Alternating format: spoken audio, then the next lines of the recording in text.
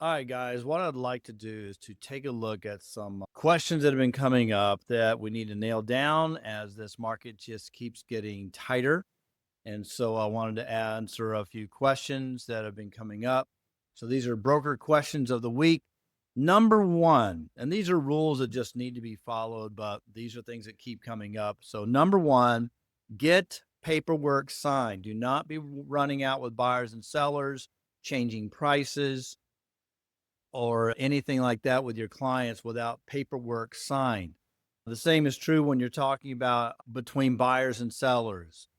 Verbal agreements don't work. Please remember that. They do not work. And they are the birthing point of a lot of complaints out there between buyers and sellers and also clients and the brokerage. If it's verbal, it does not exist. If you don't get something in writing and signed, it doesn't exist. I've seen this also with agents that refer someone out to another state, another jurisdiction, or it comes in and there's nothing signed on a referral form. So verbal agreements don't work. Say what you'll do and do what you say. This is a guiding light on negotiation. And I'm saying this mostly for you guys to hold your buyers and sellers into the agreement that they made. I see this come up a lot on home inspection items, HOA problems, homeowner association problems, and in the termite world. I'm not going to fix that.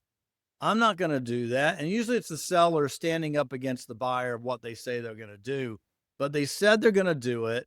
And now they want to hold back and not do it. And so you want to fight for your clients. I get that. But the challenge is that the contract is the shield by which everything is protected for both buyer and seller. Do not rush through the contract when it comes to items such as this. When it's time for them to sign the contract, stop and explain what the termite piece means and what the home inspection piece means. You are saying up front in the termite agreement that if you find active termites, it will be treated. Number one. Number two, and if there's past damage from any termites, the seller is agreeing to fix it. You got a wall that's eaten up with termites. The seller didn't know it, and now an inspection have discovered it. The contract said, I will do it. And now the seller's acting like they didn't understand or they didn't know. Make sure they understand.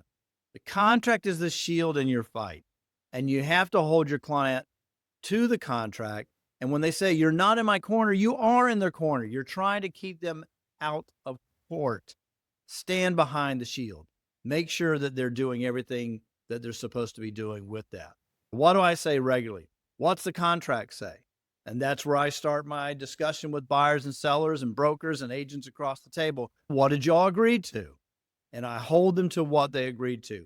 Many times our clients want us to change what they agreed to, and it's too late. And now they want to talk with us about, you didn't represent me. This is a misrepresentation, something like that. So be sure on these pre-negotiated items that you have walked it through with them. You are pre-agreeing to home inspection.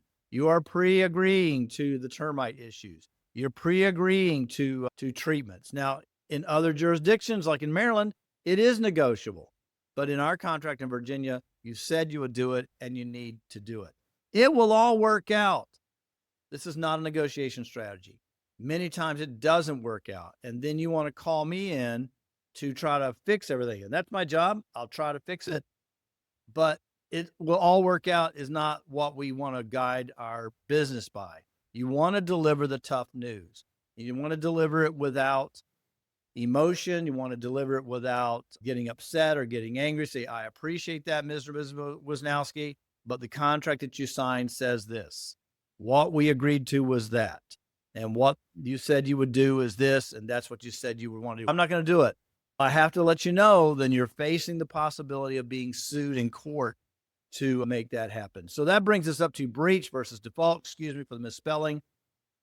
Breach versus default. A breach refers to failing to perform obligations under a contract. Let's stop right there. They said they would fix the front door. It's got a crack in it and it's not closing right. I will replace that in the home inspection. We get to the time to close and we would do a walkthrough. and it's not fixed. And then they say, we're not going to do it. We run out of time and energy and willingness to do it. We're not doing it. That seller is in breach. They are not in default, but they are in breach of the contract of what they said they would do. Now, a default usually refers to a failure to meet financial or other specific terms. The buyer and seller, one of them doesn't sign and they don't go through with the closing. That is a default. And so there's a difference between that. And you need to understand that when you're having that discussion with your buyer or your seller, that you're going to be in breach and you face the possibility of being sued by the buyer or the seller to perform that. Our Virginia code does say an aggrieved party may cancel a contract if there is a material breach that has not been cured or waived. This cancellation is effective upon notice to the party in breach unless immediate notification would cause harm. This makes it look like that if they didn't fix the front door, I can stop everything and I don't have to go to closing. That's not what our contract says. This is true as a general overview of contracts, but in the NVAR contract, it provides a pathway to cure the breach. Now, whether the buyer or the seller want to go through with it, that's a different story. This is probably the number one thing that I get is they didn't finish the HOA problems. They didn't fix the issue. Can my buyer stop and not go to closing? No, they can't. Because in paragraph, I believe it's 32, it states anything not completed in this contract will be pulled out of the contract and it will not be passed on into the deed, which means there's a pathway to curing that breach after closing. So if they don't like the fact that they didn't fix the front door, our position, and this is, I've gotten legal counsel with the universal title on this, our position is that's not a reason not to close. A reason not to close for the seller would be that the buyer has not turned in their EMD and they can void the contract because of the EMD not being deposited. The seller can not go to closing if the buyer dies, because if the buyer dies, the ability for them to actually get financing disappears. And the seller can also not go to closing, obviously, if the buyer can't get financed at the very tail end. Now, the seller must show up to sign. They just can't get word that the loan's not ready and therefore you don't have to go to closing today. Go to closing, sign the closing paperwork. We can work on an addendum later on if necessary, but that's not a time for the seller to decide, if they're not signing, I'm not going to sign. Now you're both in default. We are getting a review from NVAR on this position that if there's breach, can the buyer just say, I'm not going to closing, because they're teaching that. And I've had classes that do not teach that. I've had attorneys who say, no, they have to go to closing, even if there's a breach. And we'll get that nailed down soon after this video is done. No, here's a couple more things. Must the seller remedy all HOA violations unless the buyer and seller agree to it? Yes, they need to remedy it. If they've remedied it, can the buyer not close because they haven't gotten a cure letter from the HOA? That's not in the contract. So if it's been cured and you can see it's been cured, then they should go to closing on that. Again, if it's not cured, it's not a reason for them not to go to closing. It does mean that the buyer may have to accept that property in its current state and deal with the HOA later. However, it is something that the buyer can go back to the seller and sue them for curing it. But this is definitely one where, unless it's got an as-is clause, do they have to get the things done with the HOA? Yes, they do. The HOA stands separately from the as-is clause. And here's the title, Contract 19, where it states that the property owners association or actions in any court on account, if there's been notices given to that seller, those must be cleared out. And so as you can see in this paragraph, it must be cleared out. The seller must deliver it. There's nothing in the contract that says, and if they don't, the buyer doesn't have to go to closing. It doesn't say that. So that's the challenge on that one for not getting things done. And then also, can they negotiate out of it? Yes, they can. The buyer can negotiate that, hey, look, I'll take these with the HOA violations. I'll fix them myself. But they need to put it in writing. And that's what I was talking about earlier, is get everything in writing.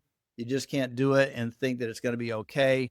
You can, in the as-is property conditions, sign off that everything is going to be okay with me accepting it, but I have done it in writing. All requirements for seller to comply with property owners or condo association notices are deleted. So you can accept it, but you need this contingency and clauses, paragraph 2B, signed off for them to be able to do that. And I think that's it for the day. If you got any other questions, be sure to email me or call me with these. But these are some that I've been facing in the last few days and weeks, and I wanted to nail those down.